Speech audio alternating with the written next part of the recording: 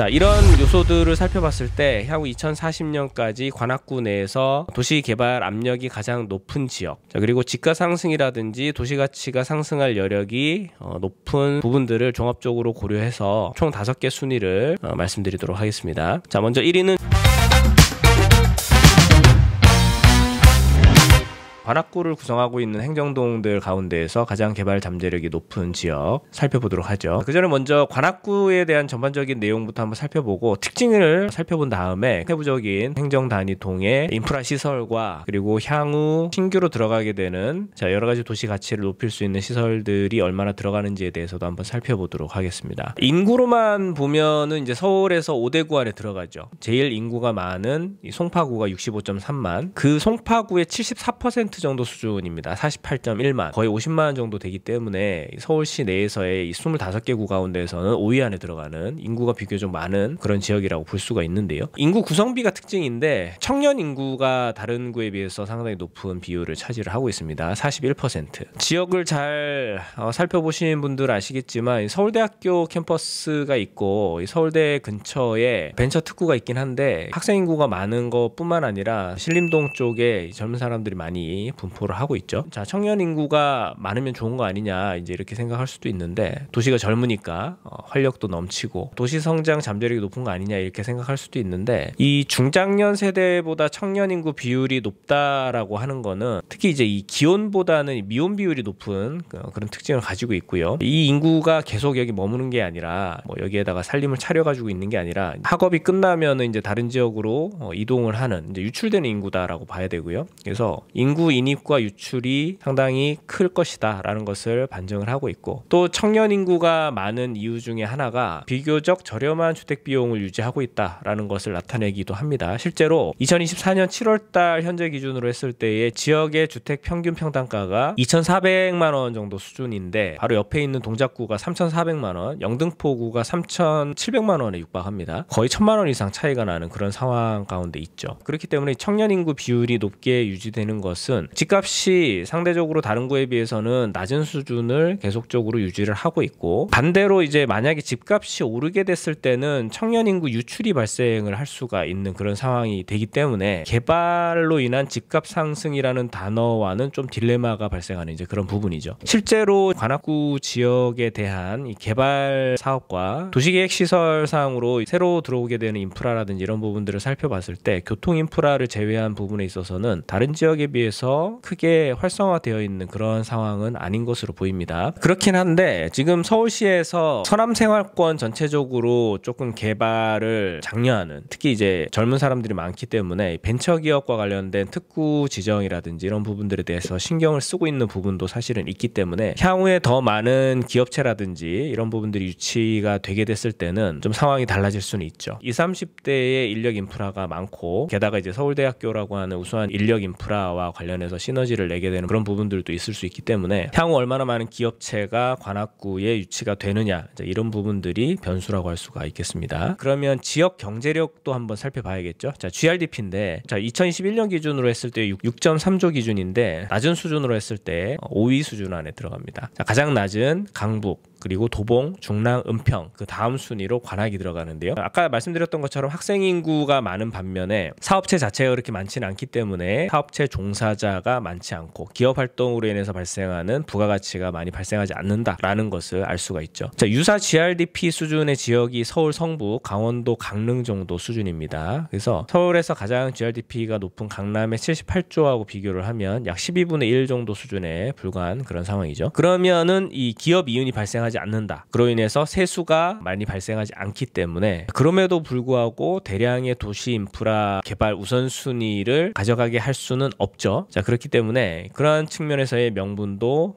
사실은 약하다, 불리한 상황이다 이렇게 볼 수도 있겠습니다. 자, 관악구는 이제 법정동상으로는 총 3개의 동으로 구성이 되어 있죠. 자, 신림동, 봉천동, 남현동. 자, 지난번에 서울 도시기본계획 2040 콘텐츠에서는 전체적으로 다 법정동 기준으로 구획을 해서 설명을 드렸기 있었기 때문에 그때는 신림, 봉천, 남현 이렇게 3개 지역으로만 구분을 해서 동별 개발 잠재력 분석을 진행을 했었고요. 근본에는 법정동이 아닌 행정동 기준, 인구 기준인 이 행정동 기준으로 했을 때 총 21개의 행정동으로 구분을 했습니다. 이 법정동, 신림동 안에 총 11개, 조원, 신사, 신림, 서원, 신원, 미성, 난곡, 서림, 난양, 삼성, 대학동 이렇게 총 11개죠. 그 다음에 봉천동 안에 보라매, 은천, 성현, 중앙, 청림, 청룡, 행운, 낙성대, 인현 총 9개 동. 그리고 남현동은 동일하게 법정동과 마찬가지로 행정동도 1개 동으로 구성이 되어 있습니다. 그래서 총 21개 동. 법정동에 비해서 행정동이 많이 나눠진 이유는 예전에 비해서는 이 인구가 크게 많이 늘어났다라는 것을 나타내 보여주고 있는 부분입니다. 자, 그래서 관악구의 특징은 인구는 서울 전체적으로 봤을 때 굉장히 많은 인구가 살고 있는 지역이다. 하지만 실제적인 GRDP상으로 나타나는 것처럼 지역 경제상에 발생하는 부가가치가 그다지 높지 않고 그것은 이제 일자리가 많지는 않다라는 것을 뜻하죠. 자, 그것을 설명하는 부분은 이 서울대학교를 위시한 주변에 많은 대학생 인구, 청년 인구가 많지만 들어오는 인구도 많고 나가는 인구도 많은 이제 그런 청년 인구의 비율이 절반 이상을 차지하는 지역이기 때문에 사실 기성세대가 자리를 잡고 부동산을 투자를 하고 그리고 자산 가치가 꾸준히 상승되는 떠받칠 수 있는 요인 자체는 약하기 때문에 전체적인 자산 가치 상승 측면에서는 다른 지역에 비해서는 조금 불리한 부분이 있다 이렇게 볼 수가 있고요. 그럼에도 불구하고 자, 현재까지는 그런 부분들이 딜레마라고 볼 수가 있었지만 자, 올해 연초부터 이제 서울시 쪽에서 서남권에 대한 특화 전략이나 이런 부분들을 많이 발표를 해왔고 특히 이 금천구에 있는 G밸리 그리고 강남의 GBD하고 관악구 쪽을 연결하는 그런 연결 산업축에 대한 얘기를 계속 하고 있기 때문에 기존에 설정이 되어 있는 관악 S밸리라든지 벤처 특구로서의 그런 기능들이 조금 강화됐을 때에 기업체들이 이 관악구 쪽에 더 많이 들어오게 된다라고 가정을 했을 때에 발생할 수 있는 잠재력은 높은 지역이다. 그런 관점에서 관악구에 대한 객관적인 평가를 한번 진행해 보도록 하겠습니다. 먼저 도시구조부터 한번 살펴보죠. 도시구조 위계. 관악구는 2개의 지역 중심, 그러니까 세 번째 위계죠. 지역 중심 2군데 그리고 3개의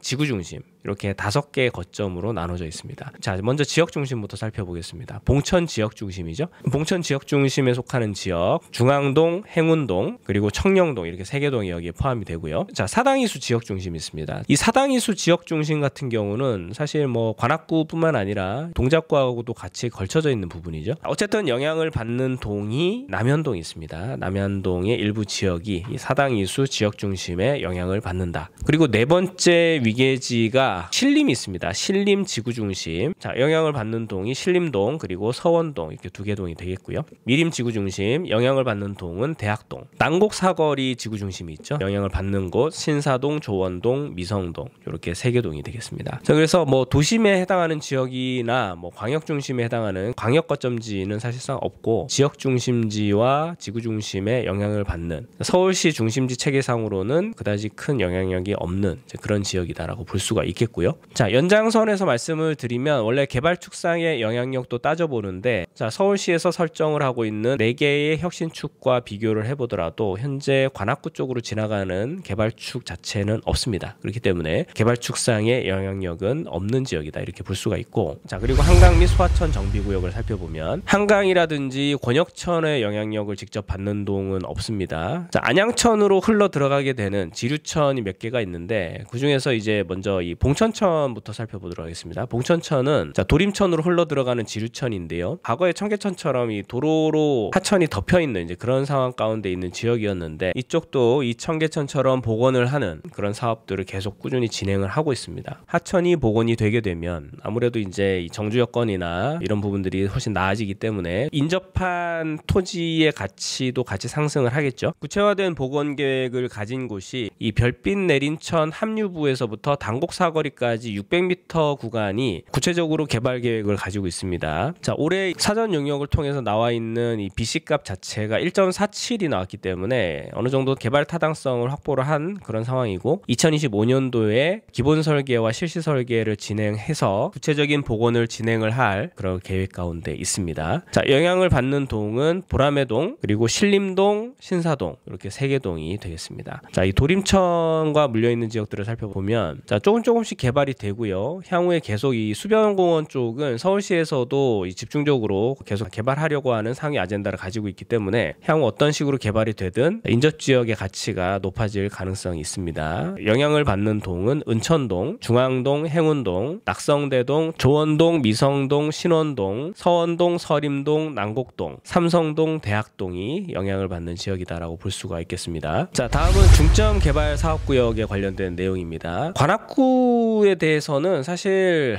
여러 가지 자료를 취합을 해보고 관악구 내에 현재 업무 추진 계획이나 이런 부분들을 살펴봐도 별다른 내용들이 없습니다. 자, 유일하게 있는 게 이 선안권 대개조 구상, 그러니까 서울시에서 발표한 계획인데요. 영등포, 구로, 금천, 강서, 양천, 관악, 동작, 자, 이렇게 7개 구의 기존 노후화되었던 시설들을 개발해서 활력을 불어넣겠다라는 빅픽처가 있는데, 그 가운데에서 이 관악구와 관련돼서는 이 관악 S밸리 벤처 창업 거점화 사업이 있습니다. 자, 이게 뭐냐면 기존에 이미 구성이 되어 있는 이 서울대와 낙성 벤처밸리, 관악 S밸리가 있죠. 자, 이 지역에 대해서 추가적인 세제 감면과 금융 지원들을 더하고 전체적으로 이 세 개의 인프라를 묶어서 벤처 창업 거점화 하겠다라는 부분들을 아까 말씀드렸던 선안권 대개조 구상의 5대 사업 가운데 하나에 포함을 시켰습니다. 여기를 테헤란로와 쥐밸리를 잇는 스타트업 클러스터로 조성하는 것이 궁극적인 목표고요. 특별히 이제 이 AI 거점 연구단지 그리고 창업 지원 시설들을 추가로 건립하겠다라는 부분들을 서울시에서 밝혔습니다. 그리고 이 개발 구상안을 작성을 한 다음에 2025년도에 사업 타당성 조사를 시작을 해서 전체적인 사업을 착수하겠다라고 밝히고 있고요. 이 부분에 대해서 관악구에서는 특정 개발 진흥지구로 지정하는 것을 올해 업무 추진 계획상에 명시화했고요. 기존 벤처기업 육성지구를 포함하고 있는 낙성대동에서부터 서울대, 대학동 일대를 이 특정 개발 진흥지구로 지정을 해서, 자, 개발과 관련해서는 용적률과 높이 제한을 완화시키는 그런 혜택을 주겠다. 그리고 권장업종이 들어올 경우에는 운영자금을 융자해주는 이제 그런 혜택까지 구체화시켜 놓은 그런 상황입니다. 그래서 자, 서울시에서 밀어주고 있고 관악구에서 특정 개발 진흥지구로 받아서 처리하고 있는 이제 그런 상황 가운데 있기 때문에 향후에 계속적으로 이 청년 벤처 관련된 기업들이 계속 추가가 됨으로 인해서 업무 중심 지구까지는 아니더라도 업무 지구가 상당히 늘어나게 됐을 때에 개발이 가속화될 수 있는 그런 가능성을 가지고 있죠. 자, 직접적인 영향권안에 포함된 지역은 인현동, 낙성대동, 대학동이 되겠습니다. 자, 다음은 신설교통 인프라와 관련된 내용입니다. 자, 먼저 신안산선이 있습니다. 신안산선 구로 디지털 단지역에 물려 있죠. 영향을 받는 동은 조원동. 자, 서부선이 있습니다. 114번, 115번, 116번 그리고 연장계획까지 포함해서 117번까지 정차를 하게 되는 총 4개 노선이 예정이 되어 있는데, 자, 이 노선들과 직접적으로 연관되어 있는 동들만 추려서 살펴보면 은천동, 성현동, 그리고 중앙동, 행운동, 낙성대동, 청룡동, 그리고 연장 노선 관련해서는 서림동, 대학동이 여기에 포함이 되어 있고요. 그 가운데에서 2개 이상 노선이 들어가 있는 동들을 살펴보면, 자, 성현동이 있고요. 그리고 중앙동, 이렇게 2개의 지역 같은 경우는 행정구역당 2개 역사씩 들어가 있기 때문에 면적 대비 지하철 역사 밀도가 상당히 높죠. 그렇기 때문에 다른 지역들에 비해서는 조금 더 높은 가중치를 부과를 했습니다. 자, 그 다음 난곡선이 있죠. 난곡선 같은 경우는 101번, 102번, 103번, 104번, 105번 역사 총 5개의 정차역이 있고요. 101번 역사는 조원동, 신사동, 102번 역사는 또 역시 조원동, 신사동, 그리고 미성동,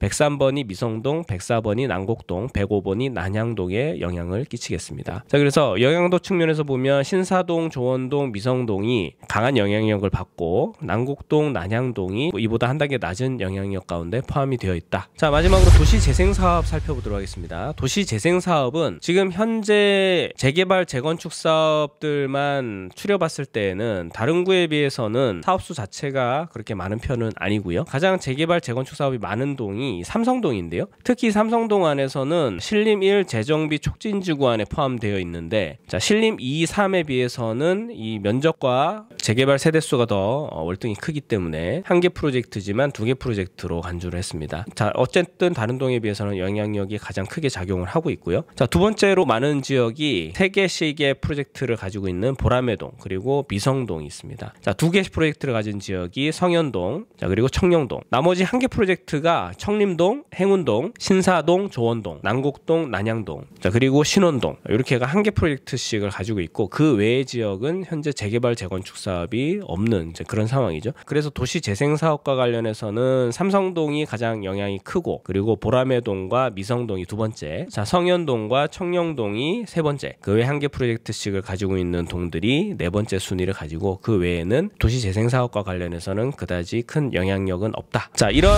요소들을 살펴봤을 때 향후 2040년까지 관악구 내에서 도시 개발 압력이 가장 높은 지역, 자 그리고 집가 상승이라든지 도시 가치가 상승할 여력이 높은 부분들을 종합적으로 고려해서 총 5개 순위를 말씀드리도록 하겠습니다. 자, 먼저 1위는 조원동입니다. 자, 도시구조 위계상 지구중심 네 번째 위계죠. 자, 한강 및 소하천 정비구역상 지류 소하천에 해당하는 도림천의 영향을 받는 지역이고요. 자, 신설교통 인프라와 관련해서는 중전철인 이 신안산선의 직접적인 혜택을 받는 지역이고, 자 이어서 경전철과 관련해서는 이 난곡선의 영향을 직접적으로 받는 지역이다. 도시 재생 사업과 관련해서는 한 개 프로젝트를 현재 가지고 있기 때문에 전체 순위상으로는 네 번째로 많은 도시 재생 사업지를 보유하고 있는 지역이다. 자, 그렇기 때문에 전체적인 순위가 1위에 등재되어 있는 것을 확인할 수가 있고요. 자, 2위는 중앙동입니다. 자, 도시구조 위계상으로는 현재 세 번째로 높은 지역 중심지에 속해 있고요. 자, 소하천 정비구역상으로는 봉천천의 영향을 직접적으로 받는 지역이다. 자, 신설교통 인프라와 관련해서는 2031년도 예정 가운데 있는 이 서부선에 영향을 받는데, 특히 2개 이상의 이 정차 역사를 보유하고 있는 지역이기 때문에 서부선을 지나가고 있는 다른 지역들에 비해서도 상당히 영향력이 큰 지역이다. 그런 이유로 인해서 2위에 포함이 되어 있습니다. 자, 3위는 미성동. 도시구조 위계상으로는 네 번째 위계지인 지구중심지에 포함이 되어 있고요. 자, 소하천 정비구역상으로는 역시 이 도림천의 영향 가운데 포함이 되어 있다. 신설교통 인프라상으로는 난곡선의 영향 가운데 포함이 되어 있고요. 자, 다른 난곡선이 지나가고 있는 그런 행정동에 비해서도 2개 이상의 난곡선 역사를 보유하고 있기 때문에 영향력이 더 크게 작용을 하고 있다. 재개발 재건축 사업과 관련해서는 관악구 내에서는 두 번째로 많은 재개발 재건축 사업을 가지고 있는 지역이기 때문에 전체 순위로는 3위. 자, 4위 지역이 총 2개가 있습니다. 동률이고요. 자, 먼저 첫 번째 신사동이 있습니다. 도시구조 위계상으로는 네 번째 위계지인 지구중심지에 포함이 되어 있고요. 소하천 정비구역상으로는 봉천천 복원사업과 물려있죠. 신설교통 인프라와 관련해서는 난곡선 역사가 2개가 설치가 되는 그런 지역이고요. 자, 마지막으로 도시재생사업이 한 개 프로젝트로 네 번째로 많은 사업지를 보유하고 있는 지역이기 때문에 전체 4위. 자, 두 번째로 4위 대학동.